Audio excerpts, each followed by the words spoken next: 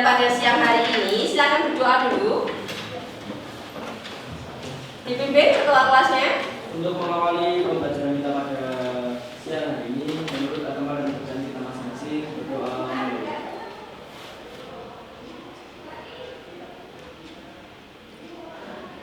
Selesai. Oke, terima kasih. Selanjutnya, Bu Soraya akan melakukan persensi dulu. Ada yang tidak masuk hari ini? Ada. Siapa yang tidak masuk? Oh, Diki. Oh iya, keterangannya? Sari. Oke, semoga dia tetap sembuh dan yang ada di sini tetap bersemangat untuk mengikuti pembelajaran pada siang hari ini. Gitu ya.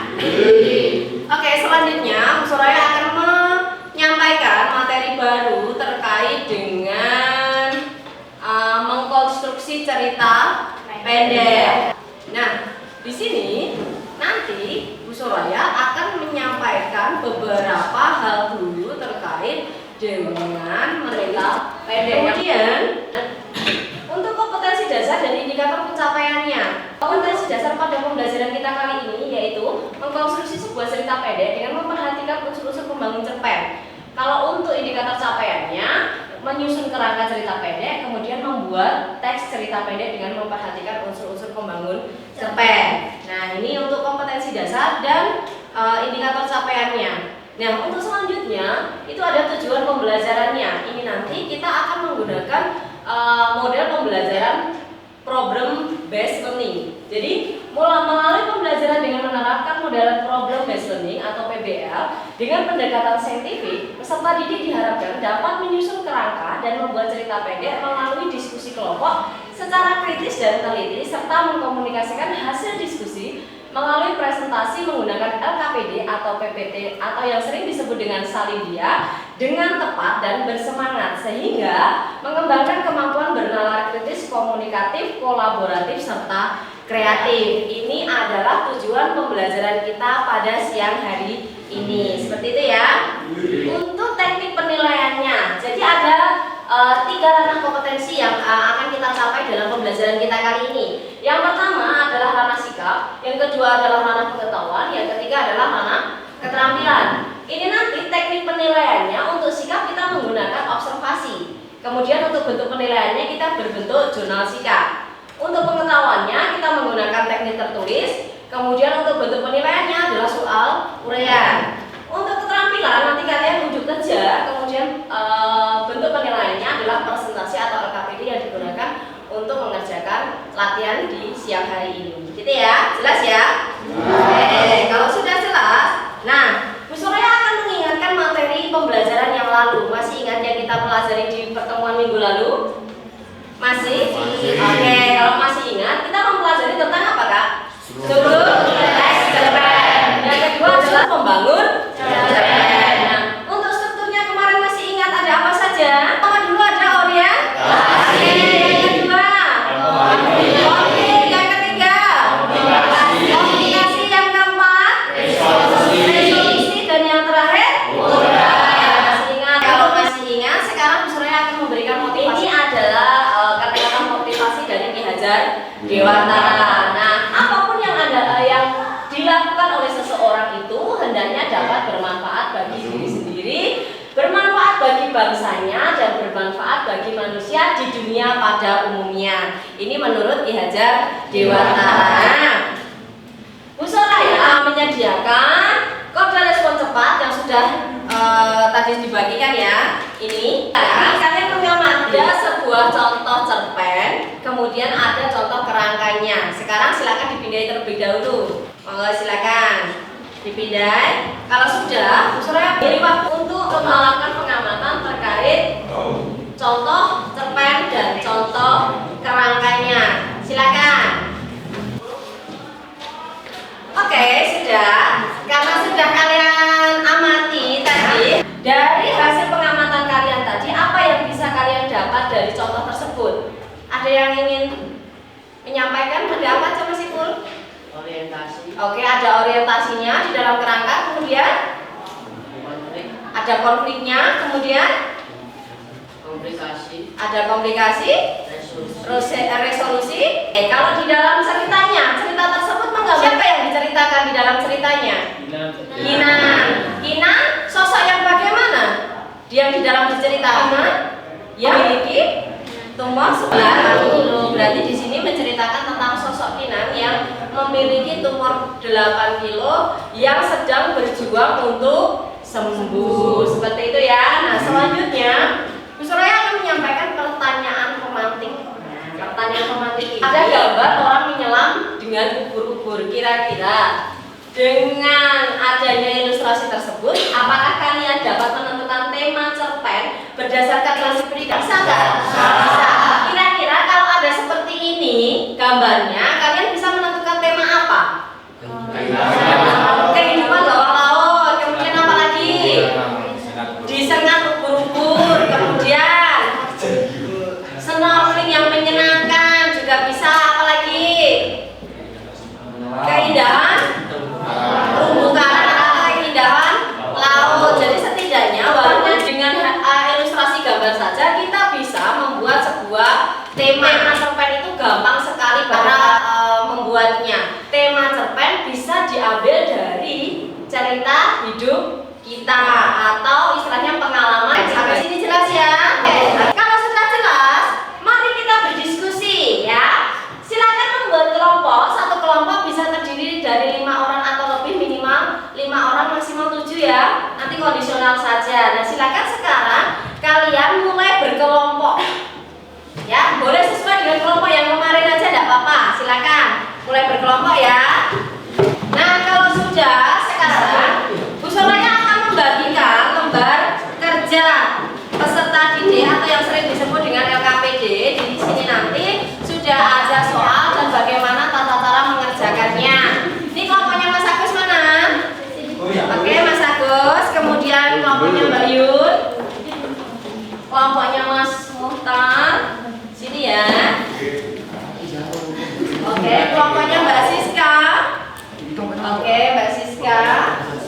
Kemudian Mas Devi ya. Oke, silakan. Kalau sudah, sekarang perhatikan Bu Soraya.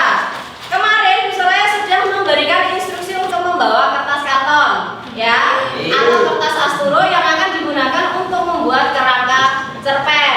Lah, langkah-langkahnya, yang pertama nanti kalian membuat kerangka cerpen terlebih dahulu di selembar karton. Kemudian kalian mengembangkan kerangka yang sudah ada menjadi sebuah cerpen yang sesuai dengan strukturnya, seperti itu ya. Kemudian nanti masing-masing peserta didik mempresentasikan hasil karyanya, kemudian teman yang lain menanggapi, seperti itu ya. Jelas? Ada yang ditanyakan?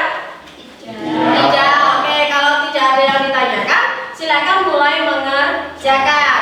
Bu Soraya beri waktu sekitar 20 menit ya. Oke, silakan dikerjakan.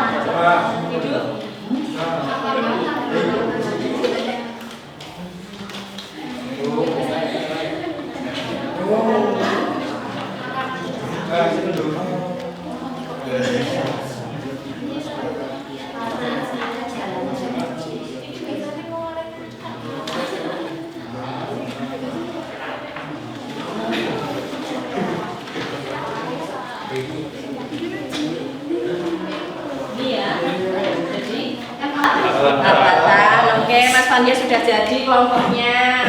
Terus? Oh ya, ini bagus banget. Kelompok siapa ini? Mbak siapa tadi? Oh, Siska. Oke, temanya apa Kak? Oke, kegemaran. Nah, ini sudah jadi? Sudah. Oke, temanya apa? Pengalaman Oke, bagus. Sudah jadi semua ya? Oke, presentasi hasil karyanya ya. Sebentar. Oke. Nah, Bu Soraya sudah menentukan kelompok, menuliskan kelompok-kelompoknya siapa yang akan presentasi di siang hari ini. Nah, ini kalau pakai aplikasi seperti ini adil. Jadi tidak ada kelompok yang ingin presentasi di bagian akhir seperti itu ya. Nah, sekarang perhatikan, kita acak kelompoknya, kelompok siapa yang akan presentasi. Oke, kelompok 6. Oke, tepuk tangan untuk kelompok 6. Mbak Ainun.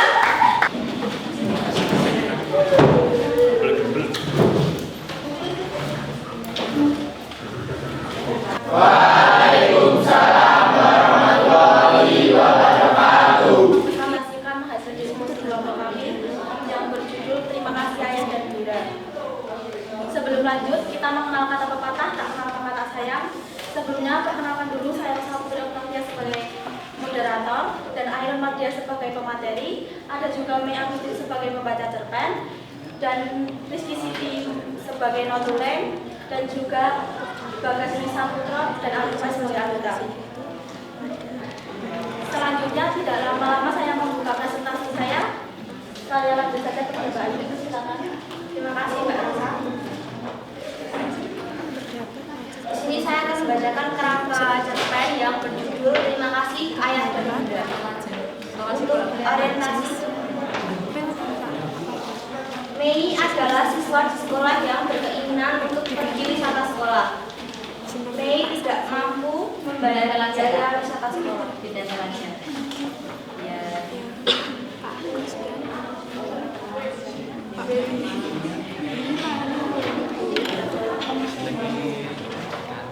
Jadi teman-teman ini biar bisa lihat. Karena ini salah satu. Main kamu lihat. Sampingnya aja nggak apa-apa. Untuk kerangka cerpennya yang berjudul Terima Kasih Ayah dan Bunda dan untuk temanya pengalaman pribadi.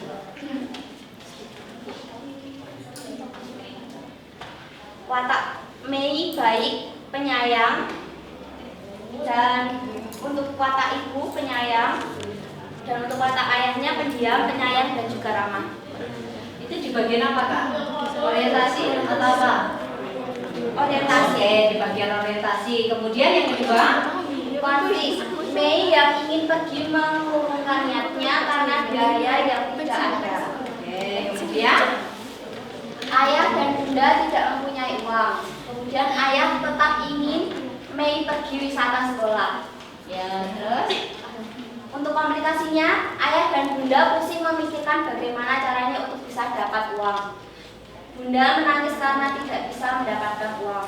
Untuk resolusinya, ayah mendapat uang dari tanah yang diberikan untuk desa. Mei akhirnya bisa membayar uang wisata sekolah. Kemudian untuk kodenya, jangan menyerah dengan kesulitan hidup karena akan ada jalannya. Tugas kita hanya berusaha untuk hal tersebut. oke. Silakan Mbak Risa. Terima kasih Mbak Ayu. Sekarang langsung saja dilanjut ke Mbak Mei untuk membacakan cerpen yang telah kami buat. Terima kasih Mbak Risa atas waktu yang telah diberikan. Di sini saya akan membacakan cerpen yang berjudul Terima Kasih Ayah dan Bunda. Namaku Mei dan aku sekarang sudah kelas 11 di salah satu sekolah SMK di kotaku. Sudah menjadi kebiasaan di sekolah bagi kelas 11 untuk selalu diadakan wisata sekolah. Karya wisata masih kurang 1 bulan lagi dan tentunya wisata ini berbayar. Semua teman-temanku turut serta untuk membayar, tapi aku belum membayar sedikit pun. Pada malam itu, tepatnya sebulan sebelum acara wisata sekolah tersebut, rumah terasa begitu dingin dan mencekam. Meskipun bukan musim penghujan, tetapi malam ini suasana rumah terasa lebih dingin dari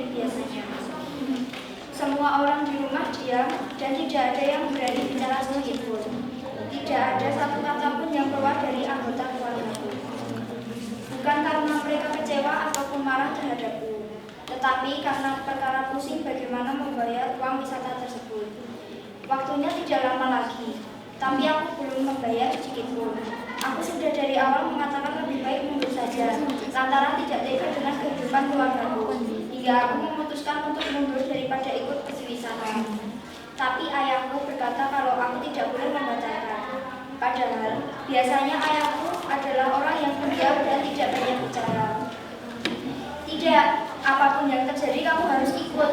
Sekarang cepat pergi tidur, besok akan ayah lunasi, tegas ayahku. Aku hanya mengangguk dan segera menuju kamar dengan perasaan yang campur aduk. Bukan aku merasa egois, tetapi aku tahu jika saat itu tidak ada uang buat biaya iuran pergi wisata. Dengan perasaan yang kacau, aku coba untuk berbaring dan memejamkan mata agar tidak memikirkan hal tersebut.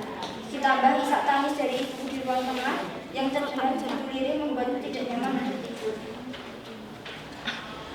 Semua hal tersebut sudah pasti sebabnya karena keinginan ayah menyuruhku ikut pergi. Karena ayah merupakan sosok yang tidak akan membiarkan anaknya menjadi sedih dan malu karena ketidakmampuannya. Pada malam itu, malam semakin larut dan menunjukkan pukul 9:30 malam. Ayah dan ibu masih terjaga serta berpikir untuk mencari bagaimana biaya untuk kegiatan wisata itu. Tiba-tiba pintu rumah diketuk dan sontak itu mengagetkan orang tuaku. Ternyata salah seorang tetanggaku yang datang dan membawa amplop coklat. "Selamat malam, Pak. Mohon maaf mengganggu waktunya malam-malam ini," ujar tetanggaku. "Tidak apa-apa, Pak. Kita juga belum tidur kok. Mari silakan masuk ke dalam," sahut ayahku. Selanjutnya mereka berbincang santai dan menyerahkan amplop coklat seraya berkata, "Mohon maaf, Pak. Ini adalah uang pembayaran tanah yang sudah dijadikan untuk jalan desa beberapa bulan yang lalu." Ayah terkejut karena secara tiba-tiba ayah mendapatkan uang dan diantarkan begitu saja ke rumah. Sepulangnya tetanggaku, tiba-tiba ibuku langsung masuk ke kamar dan memelukku erat sambil menangis terseduh-seduh. Kemudian ayah juga turut menyusul ke kamarku dan menyerahkan amplop untuk pergi wisata sekolah. Air mataku tidak dapat terbendung lagi. Malam itu aku menangis bahagia dalam pelukan ibu dan ayahku serta tidak henti-hentinya mengucapkan rasa syukur. Sekian dari saya kembalikan ke Mbak Rosa. Baik, terima kasih Mbak Mai. Nah, itu dia hasil dari kelompok kami. Mungkin teman-teman ada yang ingin bertanya atau mungkin ada kritik dan saran. Ada yang ingin bertanya? Oke. Saya mau bertanya. Oke, silakan Mbak Vivi. Perkenalkan, nama saya ingin bertanya. Dalam latar suasana terdapat suasana yang mengharukan. Teks mana yang membuktikan bahwa suasana itu mengharukan? Terima kasih Mbak Vivi. Saya harus menjawab pertanyaannya. Air mataku tidak dapat lagi terbendung. Malam itu aku menangis bahagia dalam pelukan bunda dan ayahku serta tak henti-hentinya mengucapkan rasa syukur. Seperti itu, Mbak Vivi, sudah? Oke, mungkin ada yang ditanyakan lagi dari kelompok lain? Oke, tepuk tangan dulu untuk kelompok. Silakan Mbak Rosa. Baik, jika tidak ada lagi, saya akhiri presentasi kelompok kami. Hidup kesepian tanpa kasih. Cukup sekian, terima kasih. Wassalamualaikum warahmatullahi wabarakatuh. Waalaikumsalam warahmatullahi wabarakatuh. Oke, selanjutnya kita kelompok yang kedua ya, kita acak ya. Oke, kelompok yang kedua. Kelompok dua. Oke, kelompoknya Mbak Ani dan kawan-kawan, silakan. Oke, kelompoknya Mbak Ani mau ditempel? Ditempel bisa di sini saya.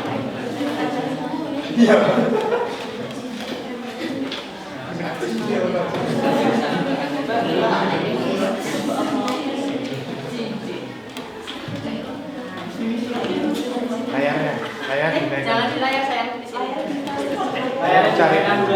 Oh, dinaikkan. Oh, bisa enggak? Iya.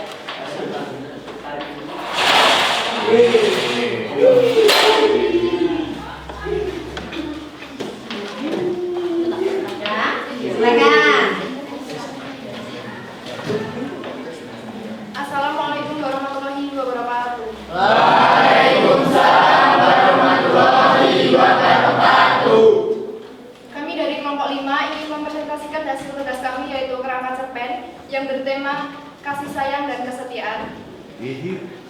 yang beranggotakan Kak Maya sebagai pembaca cerpen, Kak Isti sebagai pemateri, Kak Rina sebagai notulen 1, Kak Ani sebagai notulen 2, Kak Agus sebagai anggota, dan saya sendiri Willy Matia sebagai moderator. Dan langsung saja untuk Kak Isti, saya persilahkan untuk membacakan keterangan cerpen. Baik, di sini saya akan membacakan keterangan cerpen yang berjudul Lukisan Kasih Sayang. 1. Orientasi. Tema: sebuah kasih sayang dan kesetiaan. Tokoh dan penokohan: Pak Saiful, gegabah, Mumu, setia dan baik hati. Latar tempat: 1. Di tepi rawa, 2. Bawah pohon, 3. Di rumah.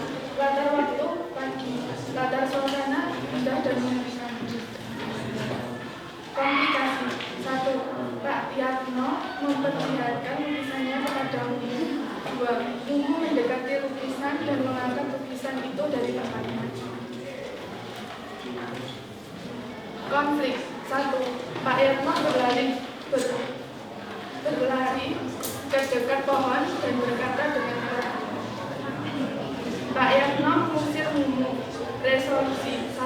Mumu berjaga-jaga dan menyiapkan tambang karena Mumu khawatir Pak Saiful asik memandangi lukisan dan terperosok ke dalam rawa. 2. Pak Yatno sadar bahwa Mumu telah menolong. Koda: 1. Kasih sayang itu bukan hanya kepada sesama manusia, namun juga bisa terdapat kasih sayang antara manusia dan hewan, manusia dan tumbuhan, dan sebaliknya. 2. Jangan mengambil keputusan sepihak. Mungkin kamu menganggap apa yang dilakukan orang lain itu salah, tetapi kebenaran orang itu membuatmu terhindar dari bahaya yang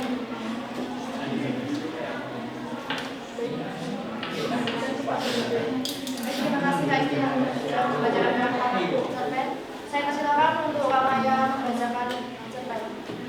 Baik, terima kasih Kak Weli. Saya akan membacakan cerpen yang berjudul Lukisan Kasih Sayang. Pak Saiful, seorang pelukis ternama, mempunyai seorang pelayan setia. Namanya Mumu. Biasanya setiap pagi Mumu membawakan perlengkapan melukis Pak Saiful, misalnya kanvas, cat, minyak, dan kuas. Ia juga membawakan tikar kecil, air minum, dan makanan. Pak Saiful selalu melukis di tempat yang indah sekaligus mengerikan. Tempatnya di bawah sebatang pohon besar, di sekitarnya terdapat rumput hijau dan bunga-bunga liar berwarna putih dan kuning. Kupu-kupu dan capung berkeliaran bebas di antara bunga-bunga itu. Kira-kira 15 meter ke arah selatan, dari pohon itu terdapat sebuah rawa kecil yang permukaannya ditutupi oleh daun-daun teratai. Bunga-bunga teratai yang berwarna merah jambu menghiasi permukaan rawa itu. Namun, rumput rawa itu selalu menelan benda apa saja yang jatuh ke dalamnya, termasuk manusia. Suatu hari, Pak Saiful baru saja menyelesaikan lukisannya yang sangat indah. Lukisan seorang anak kecil yang sedang menggendong dan membelai anjing kecil berbulu coklat. Siapapun yang melihat lukisan itu pasti merasa tersentuh. Anak itu menyayangi anjingnya dan anjing kecil itu pun terlihat senang dalam pelukan si anak. Mumu, coba ke sini dan lihat lukisanku, kata Pak Saiful bangga. Luar biasa Pak, sangat indah. Pasti laku dengan harga mahal. Kemudian kembali ke bawah pohon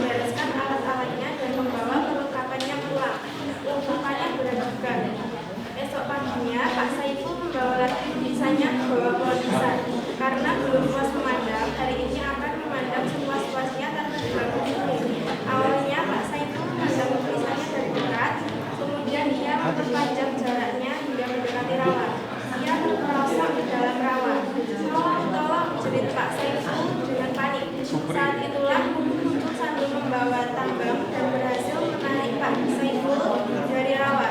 Begitu tiba di rerumputan, Pak Saiful pingsan. Ketika sadar, ia sedang berada di rumahnya di dalam keadaan bersih. Mumu sudah mengurus segala sesuatunya dengan baik. Terima kasih Mumu, kamu menyelamatkan nyawaku, kata Pak Saiful.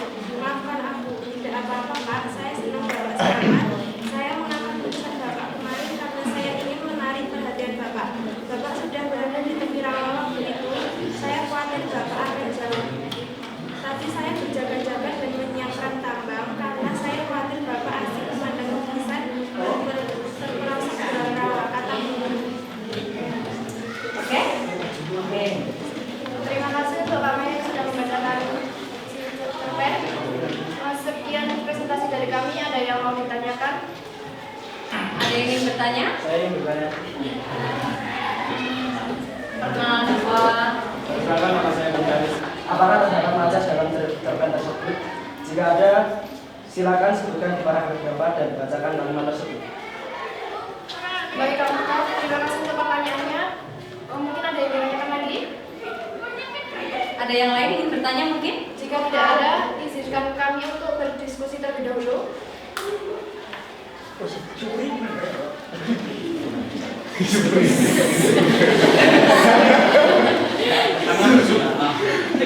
Ingin berdiskusi Su. Oh, anggota juga harus ikut. Ya, oke. Sudah? Ya, silakan. Untuk pertanyaan Kak Muta, dijawab oleh Kak Lina. Baik, Kak Muta, saya akan menjawab pertanyaan Anda tadi. Di cerpen kita terdapat majas personifikasi. Pada paragraf pertama, namun lumpur rawa itu selalu menelan benda apa saja yang jatuh ke dalamnya, termasuk manusia. Apa kurang jelas, Kak Muta? Terdapat satu majas, yaitu majas apa tadi? Personifikasi. Personifikasi itu adalah majas yang mengibaratkan sebuah benda itu memiliki sifat seperti manusia. Contohnya tadi apa? Lumpur ya? Lumpur menelan. Nah, biasanya yang menelan itu kan bukan lumpur toh, apa? Manusia. Oke. Jadi kata menelan ini seolah-olah lumpur itu memiliki sifat seperti manusia. Benar banget. Jadi personifikasi ya. Ada yang lain? Mungkin ingin bertanya? Sudah. Oke, silakan ditutup Mbak Weli. Sekian dari kelompok kami. Jika ada maaf, jika ada salah, Tenang. sekian dari kami. Jika ada masalah, mohon dimaafkan. Jika ada rasa, mohon diungkapkan.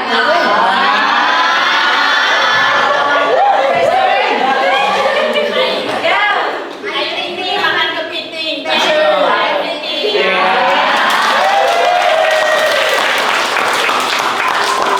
Selanjutnya adalah kelompok yang ketiga ya. Kita acak lagi kelompok mana yang akan beruntung.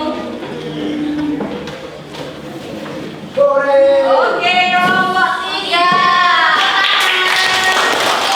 Kelompok tiga siapa? Oke, kelompoknya Mbak Yun. Silakan Mbak Yun. Sudah? Silakan lewat sini bisa sayang. Yo. Iya sayang. Iya sayang. Aman. Ayo ting. Ada motifnya. Oke. Sudah?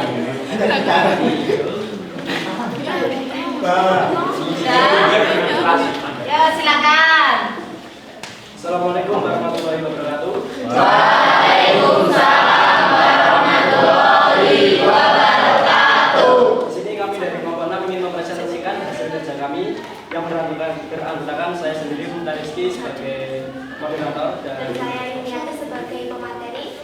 Dan saya Putri Rumawati sebagai pembaca cerpen. Saya Winati Fili sebagai notulen. Saya Berjaya sebagai enam. Saya Nanti sebagai anak. baik langsung saja ke Yuniati untuk membacakan naskah cerpen yang sudah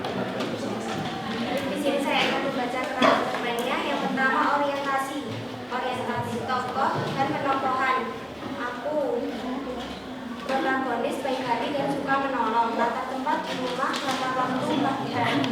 Yang kedua, rangkaian peristiwa. Duduk termenung sambil memandang kertas tugas, melihat sekeliling untuk mencari sebuah gagasan. Tiba-tiba pandanganku tertuju pada sesuatu yang tergeletak di atas lantai. Yang ketiga, komunikasi. Ternyata sesuatu itu adalah seekor capung yang sedang tidak bergerak. Meski hanya dengan hitungan kecil, sayap capung itu bergerak.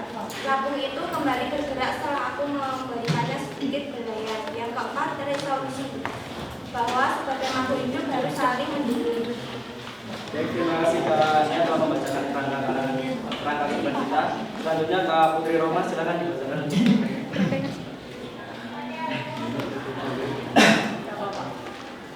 Minggu lalu, guruku memberiku tugas untuk menuliskan sebuah cerita. Cerita tentang awal perjalananku berada di sekolah itu. Namun, siapalah aku? Aku hanya anak yang belum banyak mengerti. Sampai tugas membuat cerita tentang diriku sendiri pun, aku merasa tak mampu. Dan inilah yang kulakukan sekarang. Pagi hari duduk termenung di dalam kamar, sambil memandangi kertas tugasku yang masih saja kosong sejak 6 hari lalu. Berkali-kali aku mencoba menulis segala yang terlintas di pikiranku. Namun, pikiran tentang tugas yang esok pagi harus kusetorkan membuatku semakin tahu harus menulis apa. Perlahan meletakkan penaku di atas meja, menarik nafas panjang dan kemudian menghembuskannya perlahan. Melihat sekeliling untuk mencari sebuah gagasan, bertanya kepada setiap orang yang berlalu soal apa yang bisa ditulis. Namun, aku hanya menerima jawaban sebuah senyuman. Tiba-tiba, pandanganku tertuju pada sesuatu yang sedang terletak di atas lantai. Diam dan tak bergerak. Sesuatu itu menarik perhatianku, dan tanpa sadar diriku terbawa mendekat pada sesuatu itu. Ternyata sesuatu itu adalah seekor capung. Capung yang malam. Apakah itu mati? Mengapa ia diam saja dan tak terbang? Apakah ia sendiri? Sejak melihat capung itu, membuatku teringat pada ucapan salah seorang. Sekuat apapun dirimu dan seberapa mampu dirimu, takkan bertahan jika kau berjalan seorang diri. Kau membutuhkan orang lain. Meski hanya dengan dukungan kecil, tekan jariku dan perlahan sentuh salah satu sisi sayapnya. Sayap capung itu bergetar. Ia masih hidup. Kuletakkan ia di atas telapak tanganku. Sayapnya terus bergetas sampai membuat jari-jariku merasa geli. Sampai beberapa detik kemudian, capung itu terbang. Lantas menari di atas langit-langit asmara. Aku mengerti. Mungkin ini bisa disebut dengan hubungan kecil. Capung itu kembali bergerak setelah aku memberikannya sedikit berlalayan. Sebaliknya, lewat capung tersebut aku merasa terinspirasi. Sehingga kertas yang sejak 6 hari lalu mulai dengan kedekatan dan yang berjajar. Entah cerita ini berarti bagi orang lain ataupun tidak. Bagiku, dari sini aku mengerti bahwa kita sebagai makhluk hidup harus saling mendukung. Karena kebanyakan orang hanya tahu bagaimana menyalurkan, menuntun dan memberitahu, tapi mereka tidak mengetahui bagaimana cara mendukung. Itu tadi adalah cerpen dari kelompok kita. Mungkin ada yang ditanyakan? Ya, silakan. Perkenalkan, nama saya Budi Alvito dari kelompok 3. Ingin bertanya, apa arus yang terkandung dalam cerpen tersebut? Sekian dari pertanyaan. Baik, mungkin ada lagi dari teman-teman sebelum kita tutup. Cukup, Pak. Cukup. Sebentar kita mau diskusi terlebih dahulu agar Kak Dewi nanti mendapatkan jawaban yang puas. Silakan.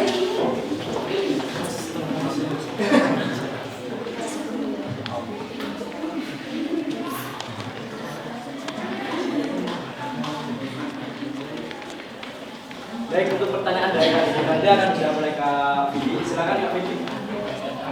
Baik, Kak, jadi saya akan menjawab pertanyaan Anda. Jadi cerita tersebut menggunakan alur maju yang diperkuat dalam kutipan teks, dan inilah yang kulakukan sekarang. Pagi hari duduk menung di dalam kamar sambil memandangi kertas tugasku yang masih saja kosong sejak 6 hari lalu. Seperti itu Mas Didi. Seperti itu. Baik. Mungkin ada lagi? Ada yang ditanyakan? Oke. Mungkin cukup sekian dari presentasi kami. Kalau jalan-jalan menginjak bumi, kalau terbang menginjak awan. Sekian dari kami. Ayo semua tepuk tangan.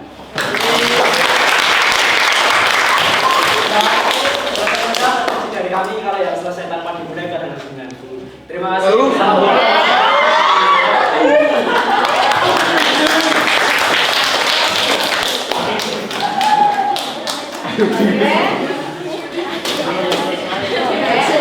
Kalau yang sudah selesai itu adalah hubungan, ya Mas? Kalau air ting-ting.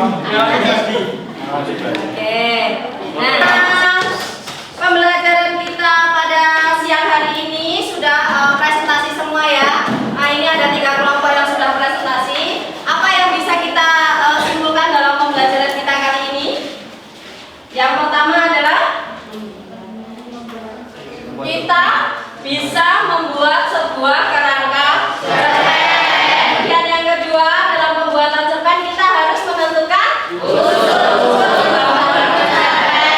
Kemudian yang ketiga, jangan lupa ketika menyusun cerita pendek kita harus memperhatikan struktur penulisan cerpen. Oke, pintar semua ya. Jadi kalian sudah mampu menentukan 3 ini semua? Bisa? Bisa. Alhamdulillah semua pintar, tepuk tangan untuk kita.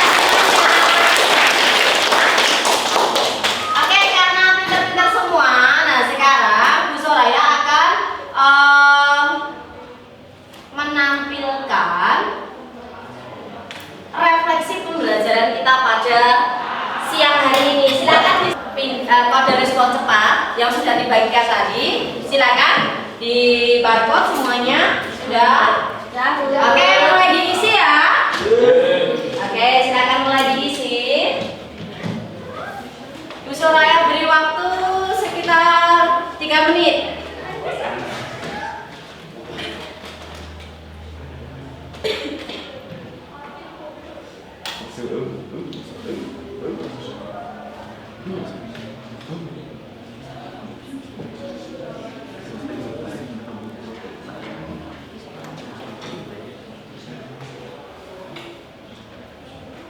Ada 22 anak yang sudah mengirimkan jawaban. Yang lain segera ya.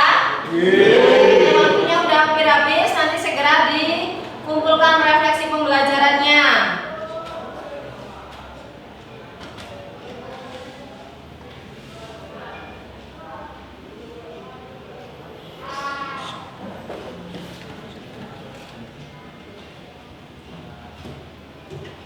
Baiklah, karena sudah semuanya. Nah, sekarang sudah dikirimkan semuanya kan?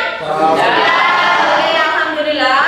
Nah, sekarang langkah selanjutnya adalah kalian melakukan evaluasi pembelajaran pada siang hari ini. Silakan dipindai barcode-nya, kemudian kalian mengerjakan soal yang sudah ada di Google Form-nya. Nanti nilainya akan langsung keluar. Kalian mendapatkan nilai berapa? Nanti yang nilainya belum sesuai nanti akan kita lakukan remedial, gitu ya. Silakan dipindai. Kalau sudah, nanti Bu Soraya akan beri waktu 5 menit ya untuk pengerjaan soalnya. Silakan.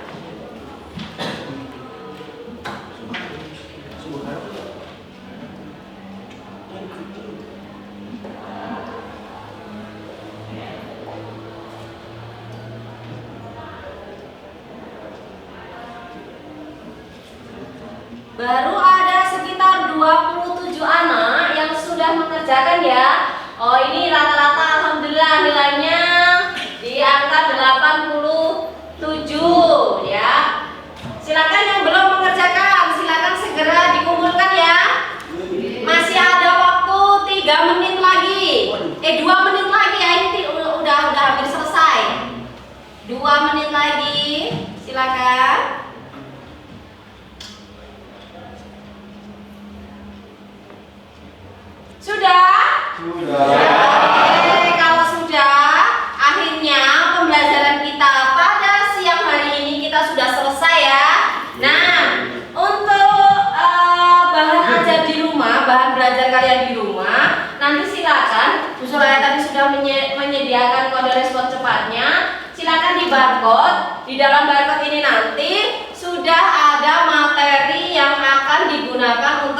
pembelajaran selanjutnya, yaitu tentang teks negosiasi.